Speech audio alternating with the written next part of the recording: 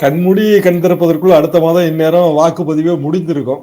முதல் கட்ட வாக்குப்பதிவு என்பதால் நமது வாக்குப்பதிவு முடிந்த பிறகு பல விஷயங்களை நாம் பேச வேண்டியது வரும்.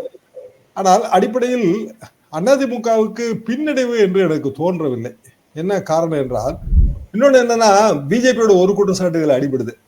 தாஜா அரசியல், அப்பீஸ்மெண்ட் பாலிடிக்ஸ், இஸ்லாமிய ஓட்டு வங்கிக்காக இந்துக்களின் நலன்களை தியாகம் செய்கிறது திமுக, இந்துக்களுக்கு துரோகம் செய்கிறது அப்படின்னா, இப்போ போட்டிருக்க வேட்பாளர்கள் பெரும்பாலும் இந்து வேட்பாளர்கள் தான். பெரும்பாலும் 90% மேல.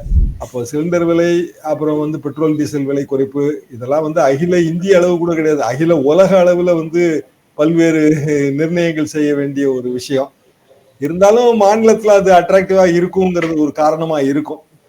ஆனால் பலருக்கும் தெரியும் அது திமுகவால் சாத்தியப்படாத விஷயம் என்பது அநேகமாக எல்லாருக்கும் தெரிஞ்சிருக்கும் தான் நான் நினைக்கிறேன். திமுக 11 பேருக்கு புதிதாக வாய்ப்பு கொடுத்திருக்கிறது என்னை பொறுத்தவரையில் அது பாராட்டுதலுக்குரிய விஷயம் தான். ஆனால் பழையவர்கள் ஒத்துழைக்கணும். அது முதலமைச்சர் அதுக்கு பிறகு நடந்த கூட்டத்துல வலியுறுத்தி சொல்லியிருக்காரு, வாக்கு குறைந்தால் கடும் நடவடிக்கை எடுக்கப்படும்னு. அது நம்ம பொறுத்து தான். சோ பெயில் கிடைக்கும் என்கிற ஒரு நிலைமை வந்தால் கௌதம் சிகாமணி மாதிரியானவர்களுக்கு கண்டிப்பாக அவங்க வேட்புமனு இதுல எல்லாம் பிரச்சனை இருக்காது. இப்ப அவருங்க தலைக்கு மேல ஒரு கத்தி மாதிரி தொங்க விட்டாங்க. அதிமுக உரிமை மீட்பு குழு தான் அவர்கிட்ட இருக்கு. இப்போ கட்சியோட தானே நீங்க தேர்தல் ஒப்பந்தம் செய்ய முடியும், குழுவோட எப்படி செய்ய முடியும்? இல்ல தனிப்பட்ட நபரோடையும் செய்ய முடியாது. தனிப்பட்ட நபர் பிஜேபியில இருந்தா டிக்கெட் கொடுத்துருவாங்க.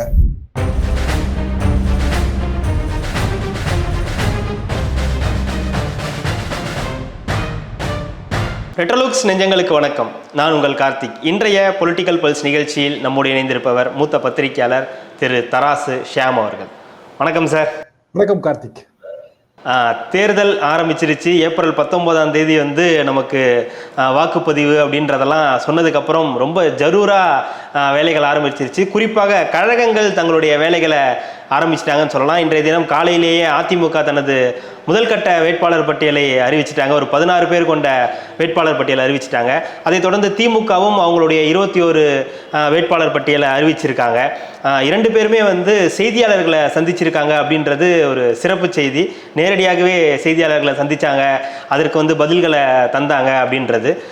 திமுகவுடைய செய்தியாளர் சந்திப்பும் திமுகவுடைய வேட்பாளர் பட்டியலும் இருந்தாலும் கூட அதிமுகவுக்கு நேற்றைய தினம் ஒரு மோசமான தினமாக இருந்ததோ அப்படின்னு சொல்லி ஒரு பரவலான பேச்சு இருந்தது. ஏன்னா பாஜகவோடு கூட்டணி அமைத்த காரணத்தினால் இன்றைய தினம் எப்படி இருக்கும் என்று எதிர்பார்த்து காத்துட்டு இருந்தவங்களுக்கு இன்னைக்கு காலையில் எடப்பாடி பழனிசாமி அவர்கள் ஒரு சர்ப்ரைஸாக ஒரு 16 வேட்பாளர்களை அறிவித்து செய்தியாளர்கள் கேட்ட இந்த கேள்விக்கு கூட இது அதிமுக அலுவலகம், இங்கே பாஜக கூட்டணியை பற்றி பேசுறதுக்கு வேலை இல்லைன்ற மாதிரிலாம் நிறைய விஷயங்கள் சொன்னார். எப்படி பார்க்குறீங்க திமுக அதிமுகவுடைய வேட்பாளர் பட்டியல்? என்ன உங்களுடைய மதிப்பீடு என்னவா இருக்கு? கண்மூடி கண் திறப்பதற்குள் அடுத்த மாதம் இந்நேரம் வாக்குப்பதிவே முடிந்திருக்கும்.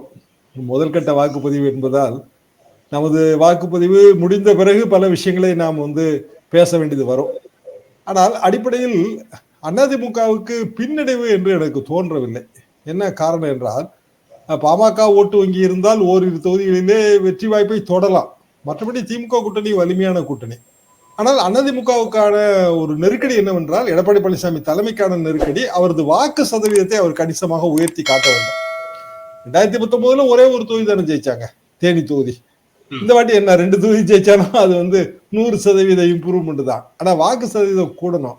ஏனென்றால் எடப்பாடி பழனிசாமி தனித்தலைமையில சந்திக்கிற முதல் பெரிய பொது தேர்தல், அதாவது மக்களவை தேர்தல். அப்படியானால் எடப்பாடி பழனிசாமிக்கான டார்கெட் என்ன?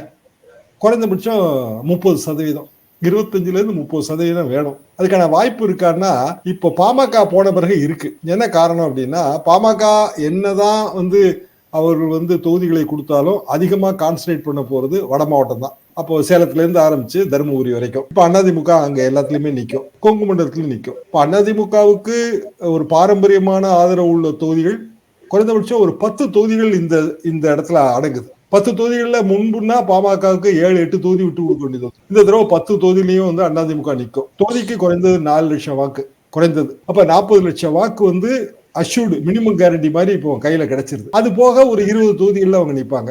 தேமுதிகவுக்கு 5, சிறிய கட்சிகளுக்கு எல்லாம் 1 கொடுத்தது போக இந்த 20 தொகுதிகளில் அதிமுக கான்சன்ட்ரேட் பண்ணா தொகுதிக்கு 3 லட்சம் வாக்குங்கிறது ரொம்ப நிச்சயங்க. நான் அப்ராக்சிமேட்டா ஒரு 2.5 லட்சம் வாக்குன்னு எடுத்தேன்.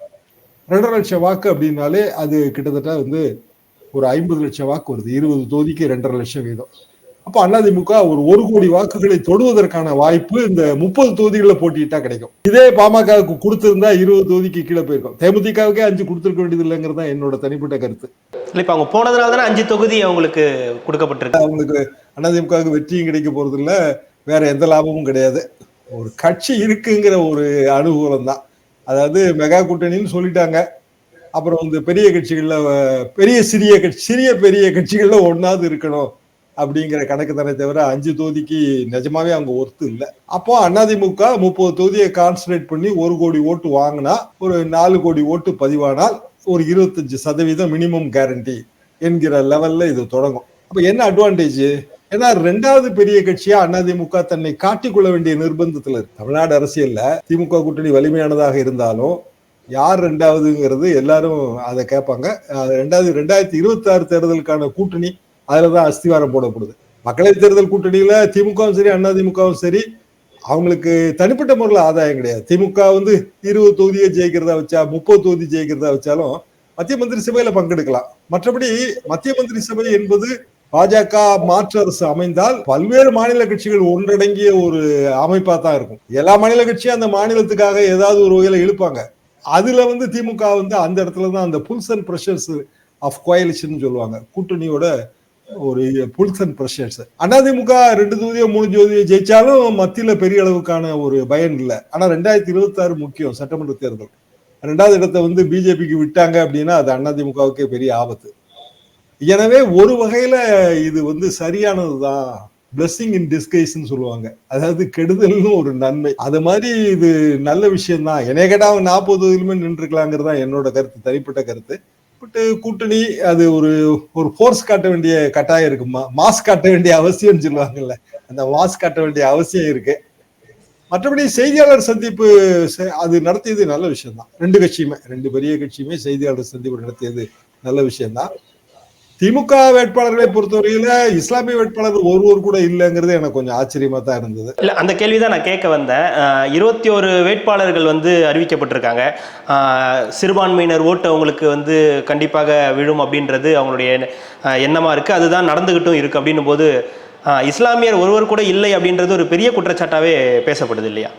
போன தேர்தலையுமே இல்லைன்னு தான் நான் நினைக்கிறேன். 2019 என்ன காரணம்னா அந்த அகில இந்திய முஸ்லீம் லீக்கு பிரதிநிதித்துவம் கொடுக்கும்போது அதுதான் வந்து இஸ்லாமிய வாக்காளர்களுக்கான பிரதிநிதித்துவம்னு திமுக எப்பவுமே சொல்லும். இன்னொன்னு என்னன்னா பிஜேபியோட ஒரு குற்றச்சாட்டு இதுல அடிபடுது. தாஜா அரசியல், அப்பீஸ்மெண்ட் பாலிடிக்ஸ், இஸ்லாமிய ஓட்டு வங்கிக்காக வந்து இந்துக்களின் நலன்களை தியாகம் செய்கிறது திமுக, இந்துக்களுக்கு துரோகம் செய்கிறது அப்படின்னா இப்போ போட்டிருக்க வேட்பாளர்கள் வந்து பெரும்பாலும் இந்து வேட்பாளர்கள் தான். பெரும்பாலும் 90%க்கு மேல. ஒரு சிலருக்கு தான் எனக்கு வந்து அவங்க என்ன ரிலிஜியன்னு தெரியாதே தவிர நான் பார்த்த வகையில கிட்டத்தட்ட எல்லா வேட்பாளர்களும் இந்து வேட்பாளர்கள் தான். தென்னக பகுதிகளில் இந்து வேட்பாளரும் கிறிஸ்தவ வேட்பாளரும் நம்ம கண்டுபிடிக்க கூட முடியாது. என்னன்னா ஹஸ்பண்ட் வந்து இந்து மதத்துல இருப்பாரு, ஒய்ஃப் வந்து கிறிஸ்தவ மதத்துல இருப்பாங்க. 2 பண்டிகையும் கொண்டாடுவாங்க. தென் தமிழ்நாட்டில் நீங்க சர்வசாதாரணமா இதை பார்க்கலாம். அதுவும் குறிப்பிட்ட ஜாதி பிரிவுகள்ல இது ரொம்ப சகஜம். அப்படியான சூழ்நிலையில் இஸ்லாமிய வேட்பாளர்கள், இஸ்லாமிய தாஜா, இஸ்லாமியர்களுக்காக வந்து இஸ்லாமிய பண்டிகைகளுக்கு வாழ்த்து சொல்கிற திமுக ஏன் இந்து பண்டிகைக்கு வாழ்த்து சொல்ல முடியவில்லை? இந்த மாதிரியான கேள்விகளுக்கான விடையா மறைமுகமா இது திமுக சொல்லுதோங்கிற ஒரு சந்தேகம் எனக்கு எப்போதுமே உண்டு. காரணம் வந்து எப்போதுமே இஸ்லாமிய வேட்பாளர்கள் சட்டமன்ற தேர்தலில் தான் கொஞ்சம் இருக்காங்களே தவிர மற்றபடி பாராளுமன்ற தேர்தலில் இல்ல. வின்னபிலிட்டி ஒரு கொஸ்டின். வின்னபிலிட்டியை கணக்குல வச்சுதான் வேட்பாளர்கள் அறிமுகம் இருக்கும், வேட்பாளர்கள் தேர்வு இருக்கும். அந்த வகையில வின்னபிலிட்டியும் கொஸ்டின் தான். 2வது நேர்காணலுக்கு எத்தனை இஸ்லாமிய வேட்பாளர்கள் வந்தாங்க, எத்தனை இஸ்லாமிய வேட்பாளர்கள் விருப்ப மனு தாக்கல் செய்தார்கள், இந்த புள்ளி விவரம் நம்ம கிட்ட கிடையாது. எனவே இந்த அளவுக்கு தான் இதுல பார்வையை நம்ம போட முடியும். வாக்குறுதிகள், திமுக கொடுத்திருக்கக்கூடிய இந்த வாக்குறுதிகளை எப்படி பாக்குறீங்க? ஏன்னா பெட்ரோல் 75 ரூபாய், டீசல் விலை குறைப்பு, சிலிண்டர் 500 ரூபாய்க்கு போன்ற பல வாக்குறுதிகள் அதுல கொடுக்கப்பட்டிருக்கு. அந்த வாக்குறுதிகளை பற்றி உங்களுடைய கருத்து என்னவா இருக்கு? மாநில அளவுல நிறைவேற்ற முடியாத பல வாக்குறுதிகள் அதுல இருக்கு. பொதுவாகவே வந்து மாநிலத்தின் கட்சி மக்களவை தேர்தலுக்கு வாக்குறுதி கொடுக்கறதுல பெரிய பயன் விளையிறது கிடையாது. ஏன்னா மக்களவை தேர்தலில் யார் ஆட்சிக்கு வந்தாலும் மீண்டும் வந்து எல்லாருமா சேர்ந்து எடுக்க வேண்டிய முடிவா தான் அது அமையும். அப்போ சிலிண்டர் விலை, அப்புறம் வந்து பெட்ரோல் டீசல் விலை குறைப்பு, இதெல்லாம் வந்து அகில இந்திய அளவு கூட கிடையாது, அகில உலக அளவுல வந்து பல்வேறு நிர்ணயங்கள் செய்ய வேண்டிய ஒரு விஷயம். இருந்தாலும் மாநிலத்துல அது அட்ராக்டிவா இருக்குங்கிறது ஒரு காரணமா இருக்கும். ஆனால் பலருக்கும் தெரியும் அது திமுகவால் சாத்தியப்படாத விஷயம். என்பது அநேகமாக எல்லாருக்கும் தெரிஞ்சிருக்கும்னு தான் நான் நினைக்கிறேன். இந்தியாவில் உள்ள அனைத்து பெண்களுக்கும், மாநில பெண்களுக்கும் 1000 ரூபாய் போன்ற விஷயங்கள்லாம் வந்து எப்படி எடுத்துக்கணும் நம்ம? அது சாத்தியமற்றதுதான். அதை ஒரு ப்ரொபோசலா மத்திய ஆட்சி, மாற்று ஆட்சி, பாரதிய ஜனதா அல்லாத ஆட்சி அமைந்தால் அது ஒரு ப்ரொபோசலா நம்ம சொல்லலாம். கிட்டத்தட்ட எல்லா மாநிலத்திலுமே அந்த மாதிரியான வாக்குறுதி கொடுக்கப்பட்டிருக்கு அந்தந்த மாநில கட்சியா. உதாரணமா ஆம் ஆத்மி அப்படின்னா டெல்லியில கொடுத்திருக்காங்க, கர்நாடகால காங்கிரஸும் கொடுத்திருக்கு, தேசிய கட்சி. இப்படி பல்வேறு மாநிலங்கள்ல மாநில கட்சிகள் அதை கொடுத்திருக்கு. ஒட்டுமொத்தமா பாத்தீங்க அப்படின்னா இந்தியா முழுவதுமான மகளிர் உரிமை தொகைங்கிறது சாத்தியம்தான்.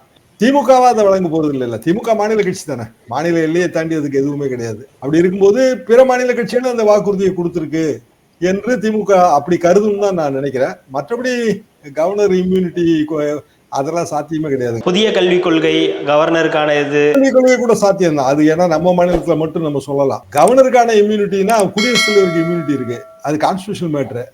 அதை ஒரு மாநில கட்சி நினைச்சு செய்ய முடியாது. கான்ஸ்டிடியூஷன் திருத்துறதுக்கு 2/3 மெஜாரிட்டி வேணும், அதெல்லாம் நாட் பாசிபிள்.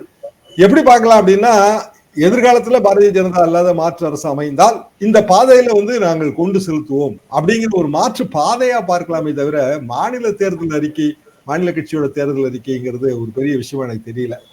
இன்னொரு பக்கம் வேட்பாளர் பட்டியலில் நிறைய புதிய அறிமுகங்கள் இருக்காங்க. 2 பக்கமும் சரி, அதிமுக பக்கமும் சரி, திமுக பக்கமும் சரி. அதிமுக பக்கம் நம்மளால் புரிந்து கொள்ள முடிகிறது எதனால் புதிய வேட்பாளர்கள் அப்படின்றது. பழைய வேட்பாளர்களுக்கு கொஞ்சம் ஒதுக்கப்பட்டு புதிய வேட்பாளர்கள் கொஞ்சம் டஃப் கொடுக்கறதுக்காக கூட எடப்பாடி அவர்கள் செய்திருக்கலாம் அப்படின்ற மாதிரியான ஒரு யோசனை இருக்கு. திமுகவில் புதிய வேட்பாளர்கள் அறிமுகம் அப்படின்றத எப்படி எடுத்துக்கலாம் சார்? இல்ல, புதிய வேட்பாளர்கள் போட்டு தானே ஆகணும். அது புதிய அறிமுகம் இல்லைன்னா அரசியல் ரொம்ப அறுதபலசாயிரும். பழையவங்களுக்கே வாய்ப்பு கொடுத்துட்டே இருந்தா எப்பதான் புது ரத்தம் வர்றது? ஸோ கொஞ்சம் கொஞ்சமா அதை நீங்க தொடங்கித்தான் ஆகணும். அப்ப 21 பேர்ல 11 பேர் புதுசு, அப்படிதான் நம்ம இதை எடுத்துக்கிடணும். மற்ற கட்சிகள்ல இப்போ விடுதலை சிறுத்தைகள் 2 சீட்டு கொடுத்தா 2மே பழசு தான், புதுசுக்கான வாய்ப்பே அங்க இல்ல. இப்படி ஒரு சீட்டு உள்ள கட்சியில ஒரு சீட்டு பழைய ஒரு சீட்டு யாருக்கோ அவங்களுக்கு தான். இப்போ முஸ்லீம் லீக், அவர் பழைய வேட்பாளர், ஜெயிச்ச வேட்பாளர், சிட்டிங் எம்பி தான். எனவே திமுக தான் இந்த எக்ஸ்பெரிமெண்ட் எடுக்க முடியும். திமுகவோட கூட்டணி கட்சிகள்ல காங்கிரஸ் கட்சி கூட சிட்டிங் எம்பிகளுக்கு கோட்டானே உண்டு. சிட்டிங் எம்பி கோட்டாமாங்க அந்த காலத்துல. சிட்டிங் எம்பிக்கே கொடுக்கறது சேஃப் அப்படிங்கிற ஒரு கான்செப்ட். திமுக 11 பேருக்கு புதிதாக வாய்ப்பு கொடுத்திருக்கிறது என்னை பொறுத்தவரையில் அது பாராட்டுதலுக்குரிய விஷயம் தான். ஆனால் பழையவர்கள் ஒத்துழைக்கணும். அது முதலமைச்சர் அதுக்கு பிறகு நடந்த கூட்டத்துல வலியுறுத்தி சொல்லியிருக்காரு, வாக்கு குறைந்தால் கடும் நடவடிக்கை எடுக்கப்படும்னு. அது நம்ம பொறுத்திருந்தான். பொன்முடி அவர்களின் மகனுக்கு வாய்ப்பு வழங்கப்படவில்லை போன்ற விஷயங்கள்லாம் இப்போ அடுத்தடுத்து வருது. ஏற்கனவே இருந்த செந்தில்குமார் அவர்களுக்கு இப்போ எம்பி வாய்ப்பு வழங்கப்படவில்லை. இந்த மாதிரியான விஷயங்கள் எதை சுட்டி காட்டுறதுன்னு நினைக்கிறீங்க சார்? செந்தில்குமாருக்கு வாய்ப்பு வழங்கப்படும் என்றுதான் நான் எதிர்பார்த்தேன். ஆனால் தர்மபுரியில் அன்புமணி நின்றால் அவருக்கு ஒரு பெரிய அளவுக்கான ஒரு போட்டி கொடுக்க வேண்டும் என்று திமுக நினைத்திருக்கும். அதுக்கான ஒரு வாய்ப்பு இருக்கிறது. நேருவின் மகனுக்கு பெரம்பலூர், ஆனால் பொன்முடியின் மகனுக்கு இல்லை என்பதும் அதுல கொஞ்சம் நெருடல் இருக்கு. 2 பேருமே சீனியர் லீடர்ஸ். யாராவது ஒருத்தருக்கு வாய்ப்பு தரோம்னு சொல்லியிருக்கலாம். இன்னொன்னு கௌதம் சிகாமணி பேர்ல இருக்கிற இடி வழக்கு, வேணும்னே இடி எம்பாரஸ் பண்றதுக்கு வேட்பாளரை கடைசி நேரத்துல கைது பண்ணா ஒண்ணும் செய்ய முடியாது. அது ஒரு பெரிய ரிஸ்க். அப்போ பிஎம்எல்ஏ லால அந்த பெயில் பற்றிய ஒரு கண்ணோட்டம் மாறி இருக்கிறது இன்னைக்கு தான் ஃபர்ஸ்ட் டைமா சுப்ரீம் கோர்ட் அப்படி பெயிலே கொடுக்க முடியாது அப்படிங்கிற சட்டம் சரி கிடையாது, அது அரசியல் சாசனத்துக்கு விரோதமானது, பெயில் கொடுக்கத்தான் செய்யணும், அப்ப எவ்வளவு நாள் தான் ஜெயில இருப்பாங்கிற மாதிரியான அடிப்படை கேள்விகள் எல்லாம் இன்னைக்கு தான் கேட்டுச்சு. வேற ஒரு தனியார் வழக்குல இன்னைக்கு தான் அது கேட்டுச்சு. பெயில் கொடுக்கறதுக்கு இருந்துச்சு இன்னைக்கு. ஆனா இன்னும் ஒரு மாசம் கழிச்சு இந்த மேட்டரை திருப்பி எடுப்போம்னு சொல்லி பெயில் பெட்டிஷனை டிஸ்மிஸ் பண்ணாம 1 மந்த் கழிச்சு டேட் போட்டிருக்காங்க. சோ 1 மாசம் கழிச்சு வருகிற அமர்வுகள்ல பெயிலே கிடைக்காது என்கிற அந்த விதியில மாற்றங்கள் வரும்னு தான் நான் நினைக்கிறேன். ஏன்னா அப்படியான ஒரு சட்டம் இருக்கக்கூடாது. ஒரு இயல்பாக குற்றம் நிரூபிக்கப்படுவரை அனைவரும் நிரபராதிகள், இது உலக கான்செப்ட். அப்படி இருக்கும்போது இந்த இடத்துல நீங்க பெயில் கிடைக்கணும்னாலே குற்றவாளி இல்லைன்னு நிரூபிக்கணுங்கிற மாதிரியான ஒரு விஷயத்த சேர்த்தீங்கன்னா அது ரொம்ப கொடூரமான விஷயம். அதுதான் மிரட்டலுக்கு பயன்படுத்தப்படுகிற ஒரு ஆயுதமா இருக்கு. 2வது, மணி லாண்டரிங் அப்படிங்கிறதுக்கான கிளியர் டெஃபினிஷன் கிடையாது. பண செலவு எல்லாமே பண செலவு தான். நீங்க 10,000 வச்சிருந்தாலும் பண செலவு தான், ₹1,00,000 வச்சிருந்தாலும் பண செலவு தான். அப்ப அதுல ஒரு பிக் பாக்கெட் அடிச்சு ₹1,00,000 வச்சிருந்து அந்த ₹1,00,000 வச்சு அவன் வேற ஒரு சின்ன ஒரு முதலீடு பண்ணியிருந்தான்னா இல்காட்டன் மணி, ப்ரொசீட்ஸ் ஆஃப் கிரைம், குற்றம் மூலமாக கிடைத்த பணம், அது செலவு செய்யப்பட்டது, இப்படி குற்றச்சாட்டு நீங்க அடிக்கிட்டே போகலாம். அதுக்கு எண்டே இருக்காது. அப்போ வெறுமனே அரசியல் எதிரிகளை ஒடுக்குவதற்காக பயன்படுத்தப்படுகிற ஒரு சட்டம். அந்த சட்டத்தை துஷ்பிரயோகம் பண்ணதான் செய்வாங்க. இப்ப உதாரணமா நம்மளோட குண்டாஸ் ஆக்ட் எல்லா ஆட்சிகளும் அது துஷ்பிரயோகம் பண்ணிருக்கு. எம்ஜிஆர் ஆட்சி கூட விதிவிலக்கு கிடையாது. ஆனா அதுல வந்து ஒரு ரிலீஃப் வருது. என்ன ரிலீஃப்னா அட்வைசரி போர்டு வந்து ரிலீஸ் பண்ண முடியும் குண்டாஸ் ஆக்ட்ல. அட்வைசரி போர்டு ரிலீஸ் பண்ணல அப்படின்னா ஹைகோர்ட் பல இடங்கள்ல குண்டாஸை ரத்து பண்ணிருது. அப்போ ஏதோ ஒரு இடத்துல ஒரு நிவாரணம் கிடைக்கிறதுக்கான ஒரு வழி இருக்கு. பிஎம்எல்ஏல நிவாரணமே கிடைக்காது. அது வந்து தவறுன்னு தான் நான் ஒரு வழக்கறிஞரா கருதுறேன். இப்பதான் சுப்ரீம் கோர்ட் அந்த லாக்குள்ள போகுது. ஏன்னா பிஎம்எல்ஏ ரீசெண்ட் ஆக்ட் சரியா இன்னமும் அது செட்டில் ஆகல. சோ பெயில் கிடைக்கும் என்கிற ஒரு நிலைமை வந்தால் கௌதம் சிகாமணி மாதிரியானவர்களுக்கு கண்டிப்பாக அவங்க வேட்புமனு இதுல எல்லாம் பிரச்சனை இருக்காது. இப்ப அவருங்க தலைக்கு மேல ஒரு கத்தி மாதிரி தொங்க விட்டாங்க. இப்ப வேட்புமனு அவருக்கு வேட்பாளரா அவர் அறிவிச்சிருந்தாங்கன்னே வச்சுக்கோமே, ஒரு அசியூமிங். இப்போ மோடி அவர்கள் திமுக மேல இவ்வளவு கணைகளை பாய்ச்சுறாரு, அண்ணாமலைக்கு பாய்ச்சுறாரு. நமக்கே தெரியும் இடி எவ்வளவு தூரம் வந்து தவறா பயன்படுத்தப்படுதுன்னு. திமுக வேட்பாளர் கைது அப்படின்னு வந்தா அது ஒட்டுமொத்தமா இமேஜ் எவ்வளவு பாதிக்கும். எனவே பெரிய பாதிப்பை ஏற்படுத்தும் இல்லையா? பெரிய பாதிப்பு, அது கூட்டணிக்கே பெரிய பாதிப்பை ஏற்படுத்தும். அதை தவிர்த்திருக்கிறார்கள் என்பது எனது பார்வை. இன்னொரு பக்கம் நேற்று ஒரு வலுவான கூட்டணியை அமைத்திருக்கிறோம் சொல்லி மோடி அவர்கள் சேலத்தில் மாநாட்டில் வந்து பேசியிருக்கார். பாமகவும் வந்ததுனால அது ஒரு பெரிய வலுவான கூட்டணி அப்படின்ற மாதிரி ஒரு பேச்சை எடுத்திருக்கிறார். இந்த வலுவான கூட்டணி என்ன செய்வாங்க சார் அடுத்தடுத்த நிகழ்வுகள்? ஏன்னா இப்போ பாமகவுக்கு ஒரு 10 தொகுதி ஒதுக்கியிருக்காங்க. இதில் மிக முக்கியமான கேள்வி ஓபிஎஸ் அவர்களுக்கு தான். ஏன்னா இன்னும் எந்த நிலையில் இருக்காருன்னே தெரியல. அவருக்கு இரட்டை இலை நிரந்தர தடை விதிக்கப்பட்டிருக்கு. சின்னமும் சரி அதிமுகவின் பெயரை பயன்படுத்துவதிலும் தடை விதிக்கப்பட்டிருக்கு. அப்படின்னும் போது அவர் அப்போ தாமரை சின்னத்தில் தான் அவருடைய வேட்பாளர்களை நிறுத்தணுமா? அவருக்கு ஒதுக்கப்படுமா? தொகுதிகள் ஒதுக்கப்படுதா?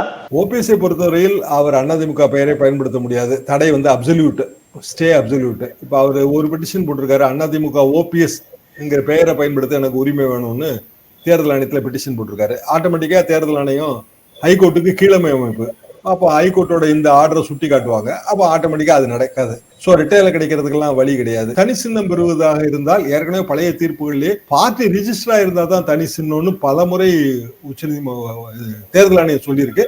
2019 உச்சநீதிமன்றத்துக்கு போய் டிடிவி மட்டும் ஒரு பொது சின்னம், அது பரிசு பெட்டி சின்னத்தை வாங்கினாரு. அது கூட சுயேட்சை சின்னமா தான் கன்சிடர் ஆச்சு. சோ ஓபிஎஸ்க்கும் சுயேட்சை சின்னம் ஒண்ணு கிடைக்கிறதுக்கு வழி இருக்கு. அதை தாண்டி பெரிய நிவாரணம் இப்போதைக்கு தெரியல. இல்லைன்னா தாமரை சின்னத்துல நிக்கணும். தாமரை சின்னத்துல நின்னா அதிமுக உரிமை போயிடும். அந்த 4 எம்எல்ஏ கதி வந்து அதோகதி ஆயிரும். அவங்க கதை முடிஞ்சது. அவர்கள் இதை எதிர்ப்பார்கள். எனவே ஓபிஎஸ் வந்து தேர்தலில் போட்டியிடவில்லை என்று கூறுவாரோன்னு எனக்கு ஒரு சந்தேகம். ஏன்னா டிடிவியோட டூர் ப்ரோக்ராம் இன்னைக்கு வந்துருச்சு. அதுல அவர் தேனி தான் முதல் சுற்றுப்பயணம் இப்பதான் வந்துச்சு. தேனியில எனது சுற்றுப்பயணம் தொடக்கம்ன்றாரு, அதாவது 24ஆம் தேதியில இருந்து. அப்போ யாருமே ஒரு தலைவர் வந்து தன்னோட தொகுதியில கான்சன்ட்ரேட் பண்ணுவாங்க.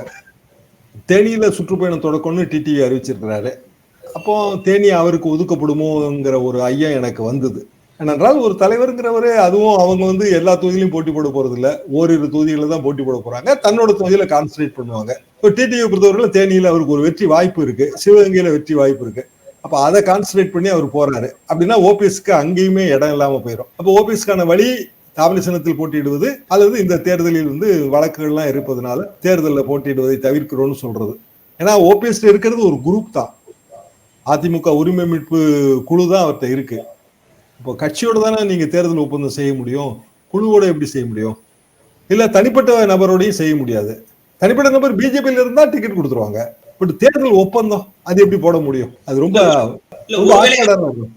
இல்ல, ஒருவேளை அவர் ஒத்துக்கொண்டு தாமரை சின்னத்தில் போட்டி போட்டால் அது என்ன மாதிரியான விளைவுகளை ஏற்படுத்தும் சார்? அது கதை முடிஞ்சது. தாமரை சின்னத்துல அவர் போட்டி போட்டா, ஏன்னா அவர்கிட்ட இருக்க 4 எம்எல்ஏ கதி அதிமுக அப்புறம் எப்படி உரிமை கேட்பாரு? இப்ப இருக்கிற எல்லா வழக்கும் முடிச்சு வைக்கப்பட்டிருப்பேன். கீழே இருக்கிற சிவில் பெட்டிஷன்களும் க்ளோஸ் ஆயிரும்.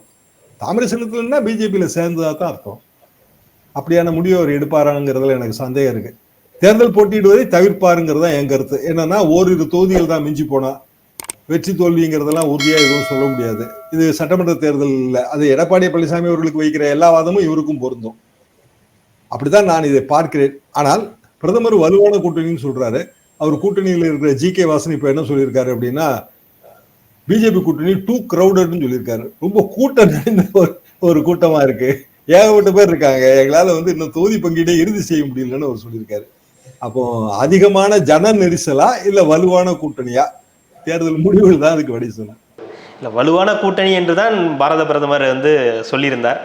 நம்ம அதை அப்படியே எடுத்துக்கலாம். ஏன்னா பாமகவும் சேர்க்கப்பட்டிருக்கிறது அப்படின்றது தான் செய்தி. மிக்க நன்றி சார். இவ்வளோ நேரம் உங்களுடைய நேரத்தை ஒதுக்கி எங்களுக்காகவும் ரெட்ரோலுக்ஸ் நேயர்களுக்காகவும் பல்வேறு கருத்துக்களை பகிர்ந்தமைக்கு ரெட்ரோலுக்ஸின் சார்பாக மிக்க நன்றி.